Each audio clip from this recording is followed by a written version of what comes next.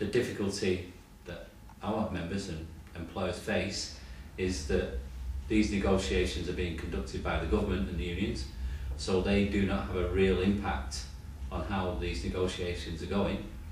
Yes, the government have made certain concessions. I mean, it came out last week where they're prepared to make some changes, some movements to try and reach an agreement. But I think the unions now believe that they've got to show the government that they're serious, and I think there's going to be significant industrial action across the whole country on the 30th of November.